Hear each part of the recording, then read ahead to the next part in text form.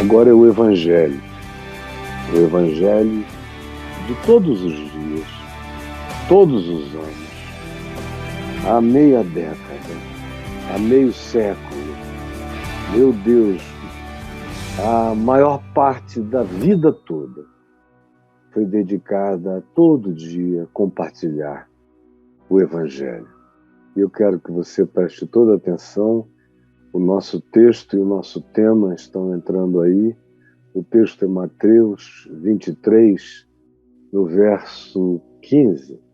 Mateus 23, 15. O nosso tema é evangelizando ou infernizando pessoas. É uma pergunta. Evangelizando ou evangelizando pessoas? Vai entrar uma interrogação ali, porque eu quero que você comece, antes de tudo, se interrogando se o que você assiste na vida, o que as pessoas chamam de evangelização, é evangelização ou é infernização de almas humanas. Eu, por exemplo, que não faço outra coisa desde que tomei compromissos adultos na vida, de ser e gastar a minha vida na pregação do Evangelho, de existir nessa terra como um mensageiro de Deus até o fim da vida, sem mudar de rota, sem outras opções, sem tentação em nenhuma outra direção, por saber completamente que eu fui e sou marcado de maneira irremediável para proclamar a palavra da boa nova, da graça, do acolhimento, do agasalhamento divino, vestindo o frio da existência com a justiça de Deus, com a graça de Deus, com o amor de Deus, com o perdão de Deus, com a pacificação que vem de Cristo segundo o Evangelho. Essa decisão me tem colocado na mesma rota a existência toda. Mas enquanto eu caminho na mesma rota, eu que comecei a me fazer essa pergunta sobre o que eu via acontecendo, se era evangelização de fato ou se era infernização de pessoas, bem no início, eu, mesmo com muitos temores e reservas para não fazer nenhum juízo, eu estava só chegando, só me convertendo, só pregando para os meus amigos, para os inimigos da cidade, para todo mundo, e depois para a cidade inteira.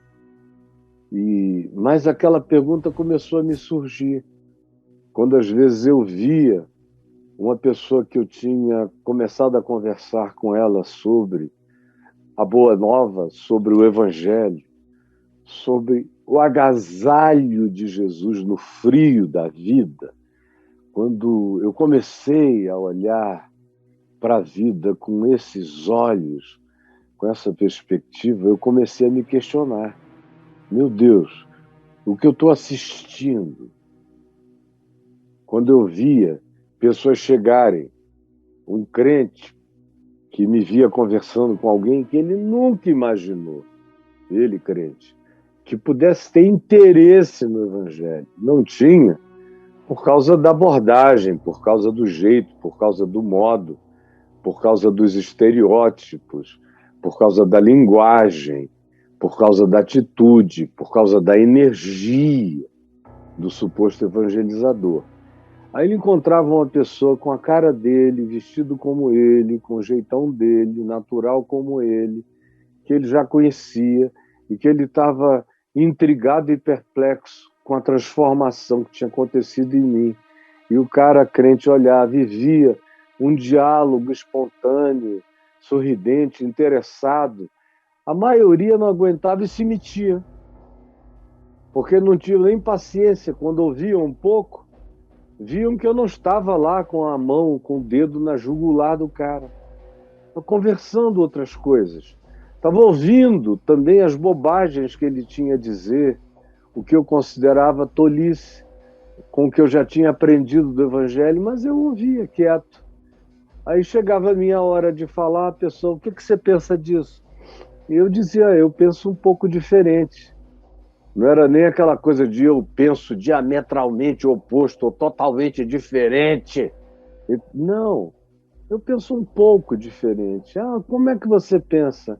Aí o teu pouco diferente, por mais que seja totalmente diferente, já é ouvido com outra atitude, com outro carinho, com outro modo, com outros ouvidos, visto com outros olhares.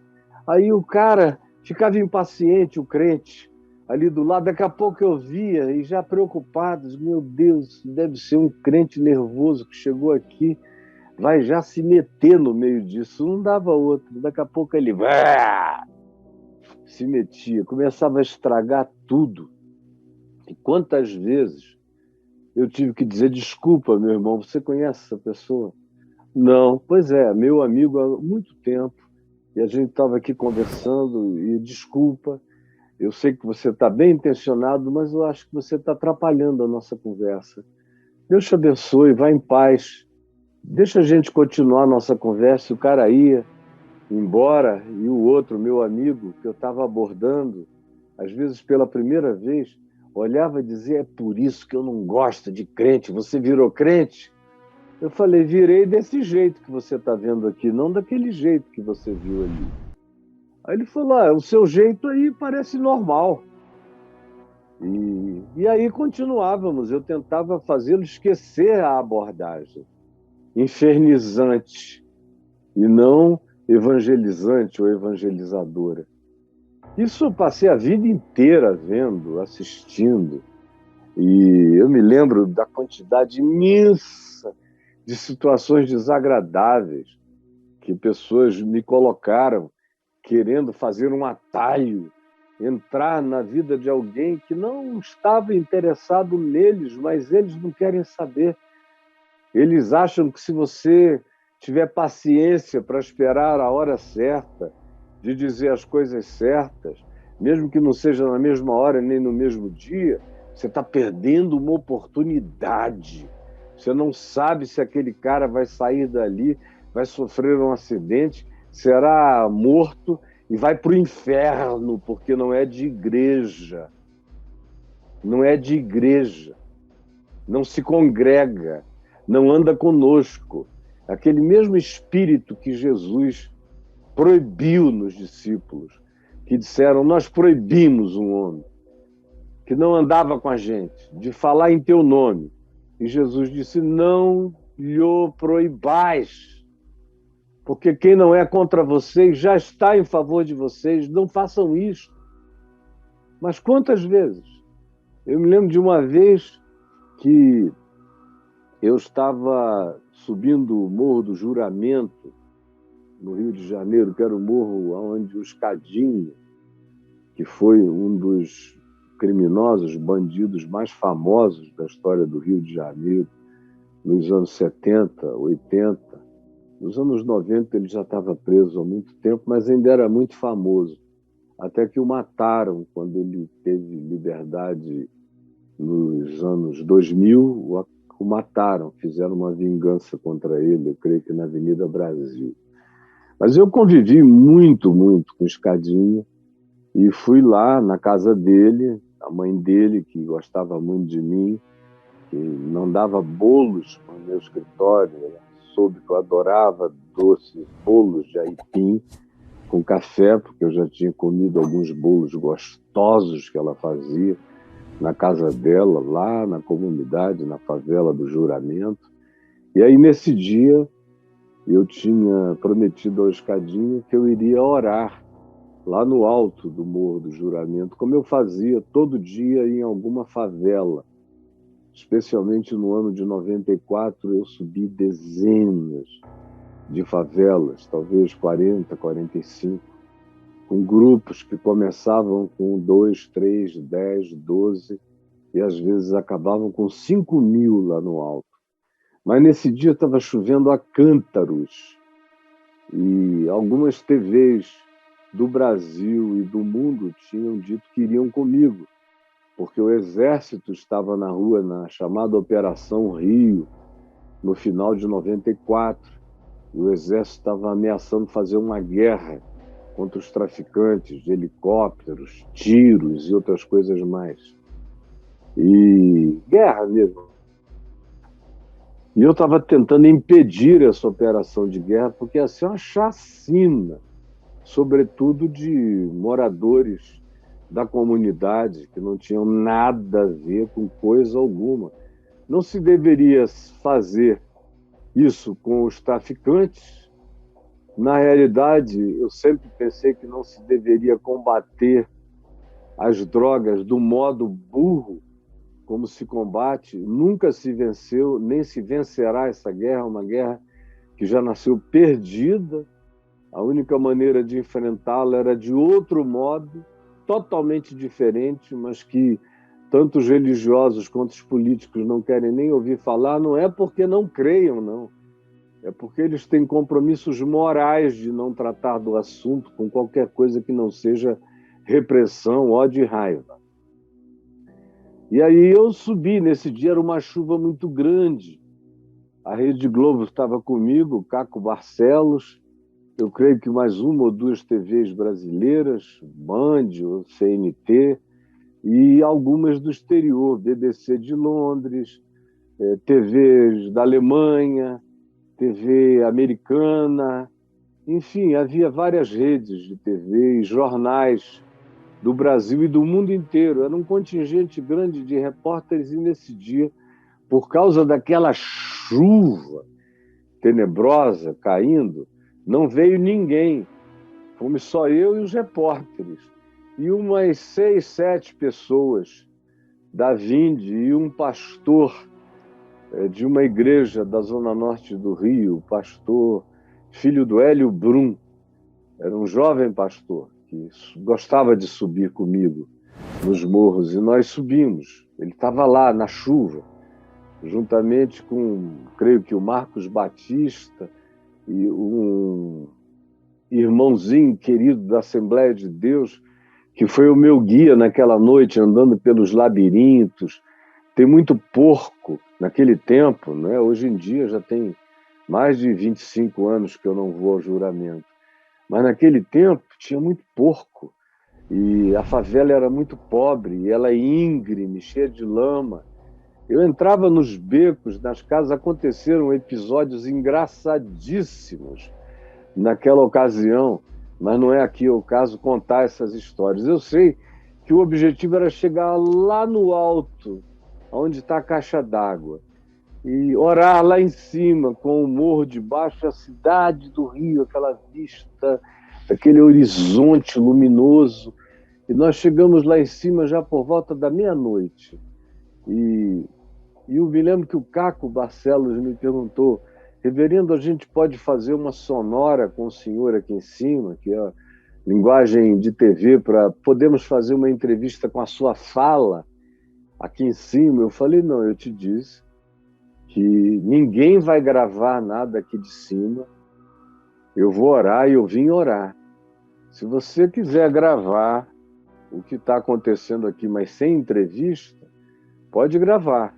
Agora, em entrevista, eu disse que eu só dou lá embaixo, quando a gente sair do morro.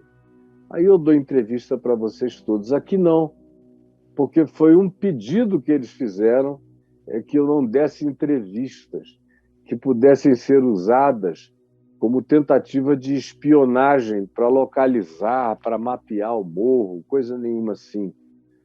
E não deu outra, porque no dia seguinte essa matéria saiu no Fantástico, ou 2 dias depois.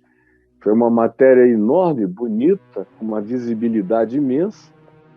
E aí, os 2 generais que cuidavam da Operação Rio, o general May e o general Câmara Sena, me chamaram no mesmo dia, no dia seguinte, para eu ir até o quartel-general do Exército, porque eles queriam conversar comigo. E eu cheguei lá e levei o Rubens César Fernandes comigo, e levei o Zuenir Ventura, jornalista, meu amigo, que andávamos sempre juntos naquele tempo.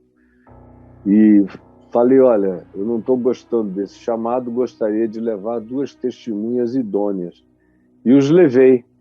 Eu achei que aquilo iria constrangê-los, qualquer que fosse o assunto. Mas não, eles estavam tão ávidos e disseram, a gente viu a matéria no Fantástico, o senhor tem liberdade total, o senhor podia trabalhar com a gente. Eu falei, o quê? O senhor está propondo o quê? Que você mapeie tudo, faça o mapeamento, nos diga onde esses caras ficam, onde eles estão, para a gente já entrar na certa. Aí eu falei, o senhor está me convidando para ser X9 do Exército? Aí ele falou, a gente não usa essa expressão, é deselegante, mas a gente está convidando para você ser nosso informante, privilegiado, porque você tem o privilégio de entrar. Aí eu perguntei, o senhor sabe por que eu tenho o privilégio de entrar? Aí o Câmara Sena falou, explique para nós de onde vem esse seu privilégio. Eu falei, vem da minha isenção.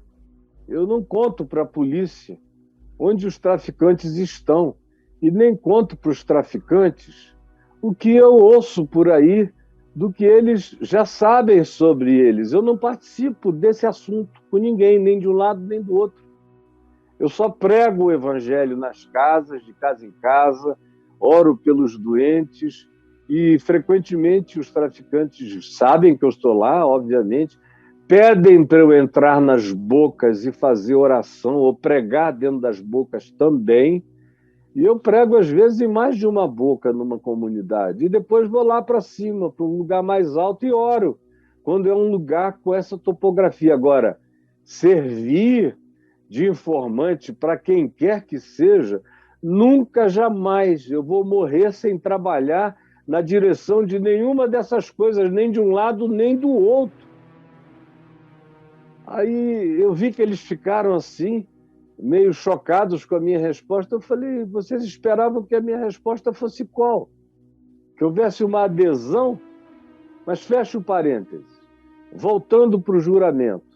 Quando a gente estava descendo, chegando já no sopé, quase na rua, no asfalto, depois de toda essa oração, de termos subido, com aquela chuva torrencial que não parava, eu ter negado fazer a sonora lá na frente da caixa d'água, quando eu cheguei lá embaixo, eu fiz a sonora para as televisões e o Caco Barcelos, que era uma pessoa com quem eu já tinha conversas e algum relacionamento, como mantive depois disso, ficou conversando comigo em pé sobre várias coisas, sobre o que estava acontecendo, sobre o meu papel naquela história, já sem entrevista, só nós dois.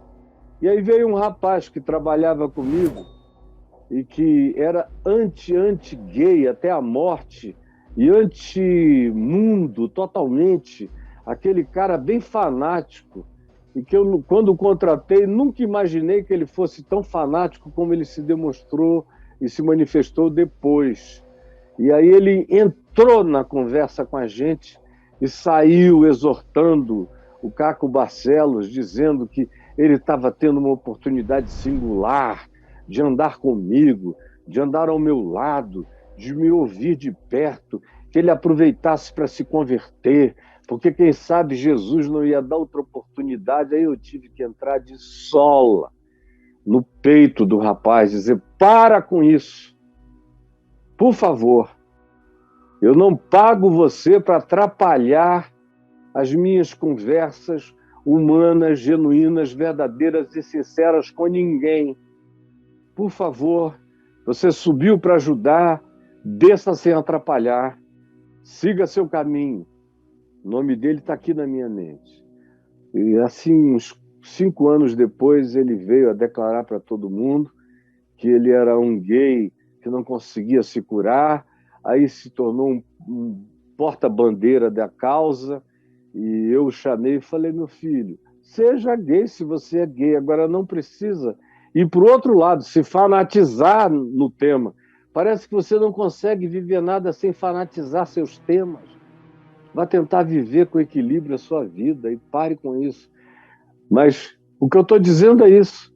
É o cara que não se segura e que transforma evangelização em infernização da alma humana. E foi o que Jesus disse aos fariseus aqui em Mateus 23, no verso 15. Ai de vós, escribas e fariseus, acadêmicos, teólogos da religião e fariseus, conservadores, puritanos, fanáticos, hipócritas, mascarados, porque rodeais o mar. E naqueles dias, rodear o mar era como uma viagem para a Lua. Rodeais o mar e rodeais a terra, que era quase uma multidão de planetas no mesmo planeta, porque rodear a Terra era uma façanha extraordinária, de poucos, de esforço incomensurável. Rodeais o mar e a terra para fazer um prosélito, um convertido do jeito de vocês, fanático como vocês, treinado por vocês, e vocês conseguem fazer esse cara ficar pior. Foi o que Jesus disse. Antes de vocês chegarem na vida dele, ele não era tão ruim como ser humano como ele se tornou depois que vocês chegaram, passaram, formataram e configuraram a mente dele com essa lavagem cerebral e com os condicionamentos que vocês impuseram, impingiram, instilaram na mente dele. Aí ele virou um prosélito da religião e um fanático. E uma vez que vocês atinjam esse feito, vocês tornam essa pessoa, preste atenção, é Jesus falando, tornam essa pessoa um filho do inferno. Filho do inferno. Jesus dizia as coisas como as coisas eram. Vocês tornam essa pessoa que estava melhor sem ter sido catequizado por vocês, vocês a convertem não em alguém que é filho de Deus, mas em alguém que é filho do inferno, que é filho do ódio, que é filho da ira, que é filho do supremacismo, que é filho da arrogância, que é filho da soberba religiosa que ele não tinha, não possuía, não sabia nem o que era. E aí ele fica muito pior do que ele era quando era considerado pagão. Ou seja, Jesus disse, ele fica 2 vezes mais filho do inferno até do que vocês. Vocês conseguem fazer as gerações piorarem. E faz meio século que eu vejo a evangelização piorar as pessoas. Tem gente que melhora e as pessoas que melhoram são aquelas que não tinham como piorar. Eram aquelas que matavam gente para todo lado, aí pararam de matar.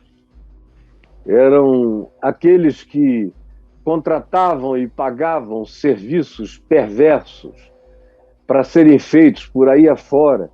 E aí, por causa desse encontro, pararam de fazer e trazer aquelas contribuições tão coletivamente mortais como realizavam antes.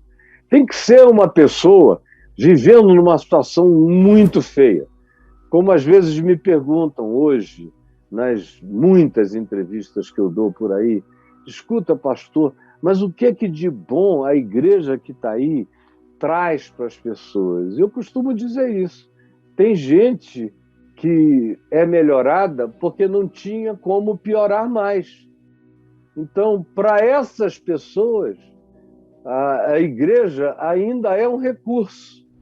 Ou para gente que estava totalmente sozinha, querendo se matar, aí encontra pelo menos alguns horários por semana para ir num lugar, para se distrair, gostam pelo menos de alguns cânticos, fazem amizades com pessoas mais ou menos da mesmo tipo, natureza e angústia, o que diminui um pouco a sensação de solidão e de abandono.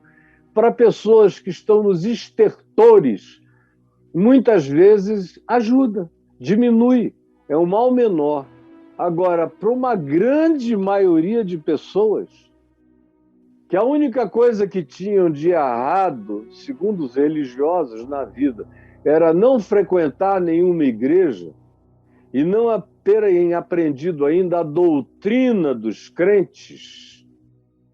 Esse era o mal deles, era por esse mal ou por esses males que iriam supostamente para o inferno. Aí são supostamente evangelizados. Ouvem primeiro a ameaça de como Deus vai pesar a mão, como o cara já está sob o juízo miserável, como o caminho dele inarredável já é para o inferno. Se ele não for para a igreja, não se batizar, não dizimar, não tomar ceia, ele já tem um lugar garantido no hipersubsolo, no quinto dos infernos. Eles iniciam assim: é terror, é medo, é pânico, é culpa, é juízo divino, é o diabo no cangote, é montaria de Satanás. Aí tem muita gente apavorada, tem gente que não passa embaixo de escada porque é supersticiosa, que quando chove cobre os espelhos por causa de superstição, bota uma cruz de palha na porta para o raio não cair em casa. Tem gente que não pode ver um gato preto que isola 3 vezes assim, ó. 3 vezes o cara dá aquela isoladinha ali na mesa, ó. Aqui, Braulio, 3 vezes o cara supersticioso vai e rola na mesa aqui, ai, tá isolado. Esse tipo de gente acredita em tudo. E aí, meu Deus, o segundo passo é mostrar para ele como ele tem que se tornar associado da religião pelo batismo, pelo dízimo, pelas ofertas e pela frequência. Aí, por essas razões, ele está salvo do inferno. Frequência na casinha, dízimo, batismo e aprender os jargões de Deus, os jargões do dialeto, do gueto. E aí, quando ele vai, como no passado eu chamava, na década de 80, eu cunhei a expressão evangeliquez. Hoje em dia muita gente usa, mas eu comecei a usar isso em 80, 81, ou no final de 70, o evangeliquez do gueto. Aí vai, ensina para o cara essa linguagem e aí diz que ele está convertido. E ele, na presunção de estar convertido, fica pior, porque o novo fanático é pior do que o velho fanático. O velho fanático já viu muito, já apanhou muito, já teve até suas próprias decepções. Ele é fanático para os outros, mas para ele mesmo, no particular, a vida é muito mais tranquila. O fanático ancião, o fanático velho, ou fanático supostamente experiente, fanatiza os jovens. Mas ele, nos seus cantos e recônditos e fechada a sua porta, ele vive uma vida diferente. Quando ele viaja e tira férias, ele fica irreconhecível.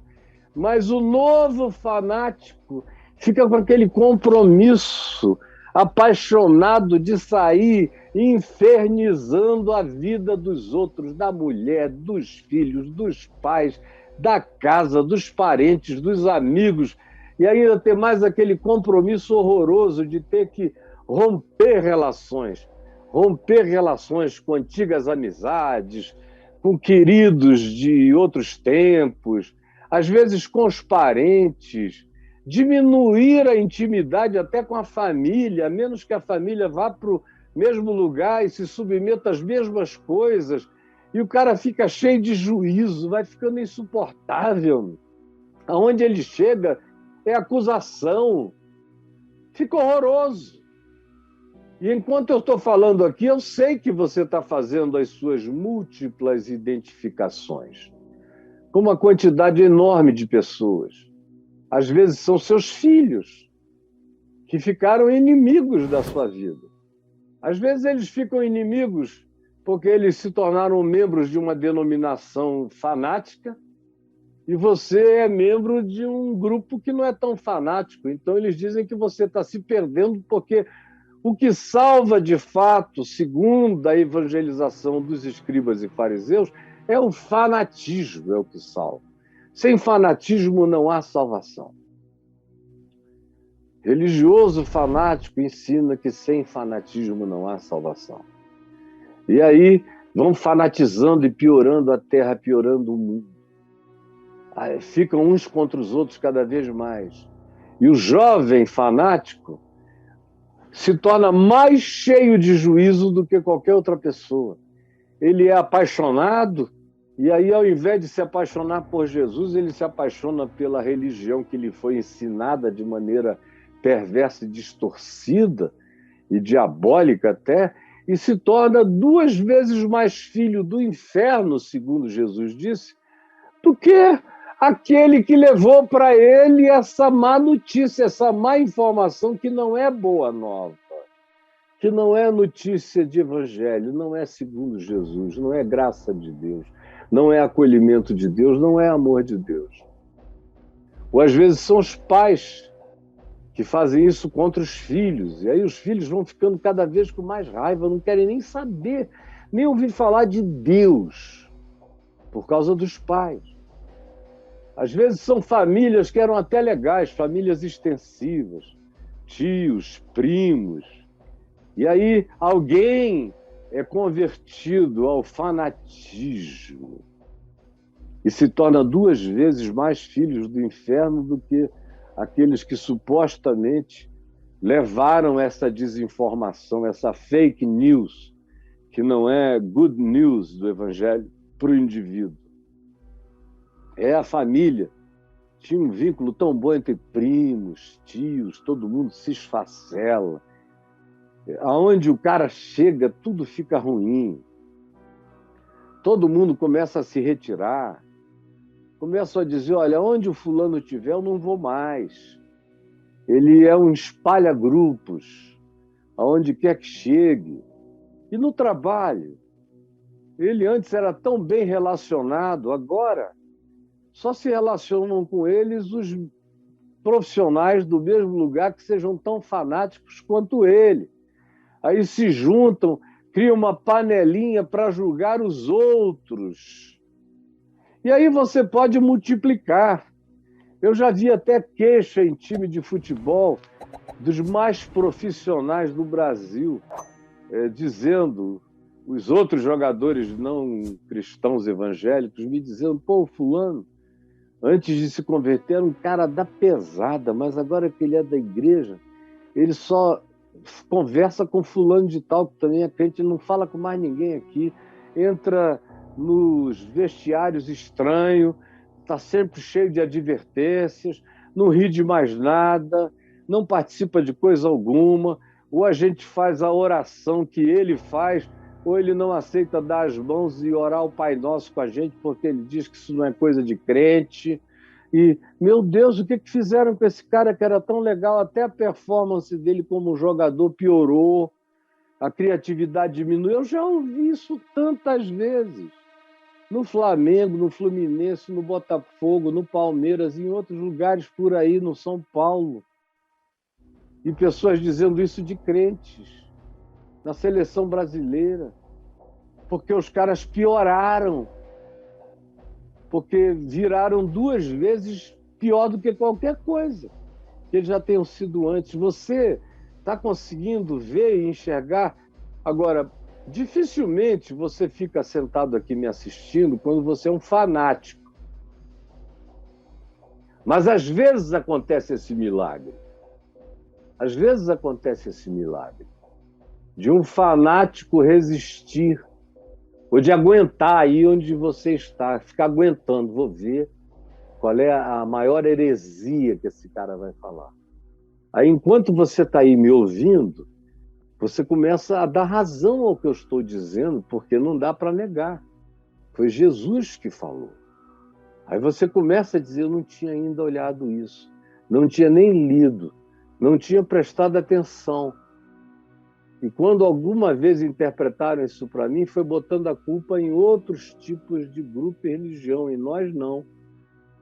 Aí o sujeito começa a prestar atenção, quem sabe?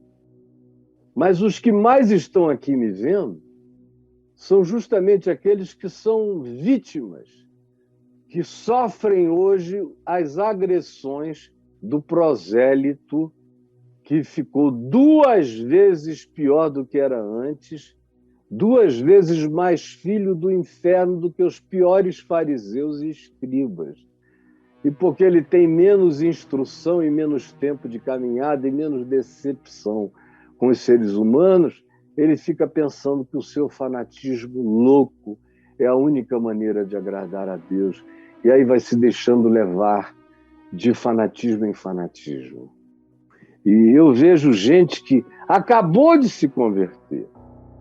Como outro dia alguém estava me falando de uma menina linda, linda, linda, uma gata, que se converteu num desses grupos paralelos para ricos, igrejas para ricos, e ricos ultra fanatizáveis, porque em geral são mulheres que lideram esses grupos, profetisas também ricas, ultra fanáticas, e que como são ricas e se vestem bem, ganham uma ascensão sobre outras meninas ricas que também gostam de se vestir bem e fanatizam aquelas pessoas ao extremo. Aí você vê verdadeiras gatinhas estudando numa boa universidade que ficou 3 meses naquele lugar e agora está pior do que o diabo. De tanto fanatismo, nem combina sair da boca, do corpo de uma pessoa tão elegante, tão bonita, tanta feiura, tanto juízo, tanta coisa horrorosa sendo dita em nome daquilo que a pessoa acabou de aprender como se fosse o Evangelho de Jesus. E aí o que vem para libertar, o que vem para salvar a mente do medo, o que deveria chegar para nos dar autonomia, para nos colocar de fato num caminho sereno de paz, de pacificação, de alegria sincera, de experiência de Deus, de amor ao próximo, de mais amor ainda pelos pais, pelos filhos, pela família, pelos parentes, pelo próximo em geral, pelo mundo inteiro, se transforma no oposto. Não é boa nova, não é evangelização, que é um processo de boa novização da mente, da consciência e do espírito humano, mas ao invés disso, a pessoa entra num processo de infernização da consciência, da sua própria e do discurso fanático que vai atormentar, afligir e angustiar muitas outras pessoas que só vão fechar ainda mais deliberadamente o coração e não vão saber nunca mais se abrir outra vez para a palavra do Evangelho, nunca mais vão saber se abrir outra vez. E o coração fica bloqueado.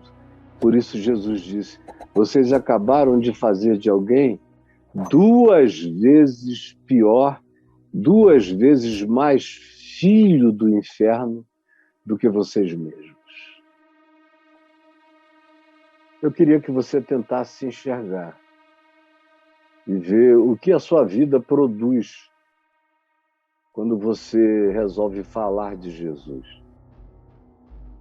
Produz gente boa, gente que fica muito melhor do que era, ou produz gente que, do ponto de vista objetivo, sob qualquer avaliação humana, psicológica, relacional, social, emocional e espiritual, são pessoas que ficaram piores, que perderam a afetividade comum, que agora dividiram um Deus entre o Deus que pratica graça natural para com os perdidos, que ele faz vir sol sobre justos e injustos, e graça especial só para com quem frequenta igreja. E aí, para o lado de fora, o cara tem, no máximo, essa graça natural. Mas a graça especial é só para crente frequentador de igreja. Só esses são filhos de Deus. Os outros são criaturas de Deus. Não são filhos de Deus. E se não forem para a igreja, vão morrer só criaturas. E quem dera simplesmente morressem e não fossem a lugar nenhum. Mas não, estão garantidas para o inferno. É uma notícia que qualquer ser humano gostaria de não receber. Que é trágica. E é horroroso que você seja o mensageiro dessa mentira, dessa fake news, em nome de Jesus, destruindo esperanças, criando bloqueios, atravancando mentes e corações para sempre. Alguns deles nunca mais vão se abrir para ouvir nada. Ficam fechados. E para depois se abrirem, o trabalho que vai dar, só muita graça, muita ação do Espírito Santo, acompanhada de um testemunho de amor relevante, coerente e contínuo, é que pode ir quebrando esse amuralhamento construído no coração de tanta gente. Eu queria perguntar o quanto disso aconteceu com você. E demora, gente, mesmo depois que a pessoa começa a ouvir a palavra, ouvir o evangelho, demora tanto tempo. Tem gente que me manda aqui vídeos ou escreve dizendo: Caio, graças a Deus, depois que eu te ouvi, eu fiquei liberto. Aí quando você começa a conversar com a pessoa, você vê que ela ficou liberta de algumas coisas muito grotescas. Mas ela está longe de ter entendido o nível de grotesquidade que ela precisa se libertar. O nível de tosquice, de tosqueza que ela precisa deixar. O nível de existência ogra, de ogro existencialidade que ela tem que abandonar. Porque ela nem percebe como ela ficou coberta por crostas e crostas que impedem ainda a sensibilização profunda e total dela. E nem notam, porque é difícil. Depois que você fica todo tomado por essa carcaça, que é uma carcaça de uma camada, de uma casca muito grossa e que cresce, é uma casca viva, que vai involucrando o indivíduo. Às vezes você começa a libertá-lo numa determinada área, mas tem tanta coisa mais, tem tanto fanatismo que criou emolduramento perverso na vida do indivíduo e que precisa ser quebrado e ele nem nota. Às vezes leva anos para a verdadeira consciência do Evangelho se expandir e a pessoa tomar a bênção do benefício, da apropriação do significado libertador da graça de Deus na vida dele, na vida dela. Porque toda vez que ele diz: não tem uma coisa aqui que tira o meu conforto, que ele tenta sair daquilo, dá um medo, uma culpa antiga, o visita, e ele diz: não precisa tanto. Deixa eu manter isso aqui, esse medo talvez eu precise dele, essa angústia, essa culpa. Aí são pessoas que vão selecionando culpas. Algumas são tão insuportáveis que eles deixam, outras eles acham que são culpas necessárias para mantê-los no caminho desse medo supostamente santificador, que não é nada senão só fobia adoecedora na mente e no coração.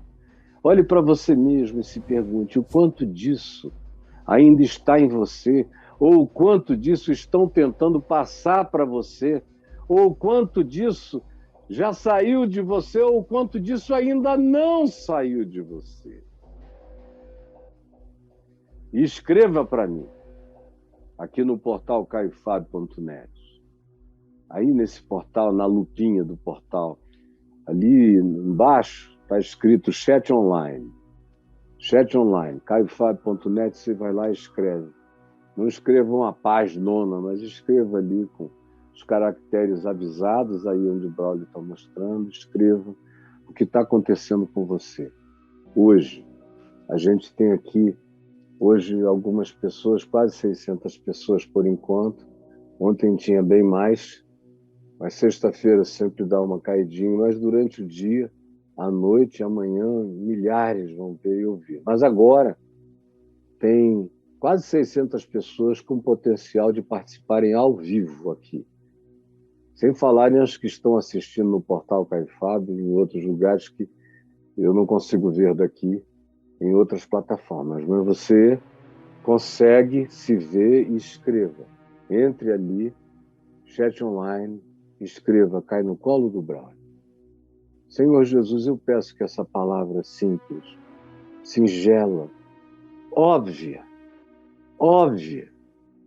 tão óbvia que às vezes a gente não quer nem falar, porque não quer ficar chovendo no molhado no coração de muita gente que eventualmente já tenha compreendido. Mas a minha prioridade como um anunciador do Evangelho são os que não ouviram, não creram, não tiveram a oportunidade.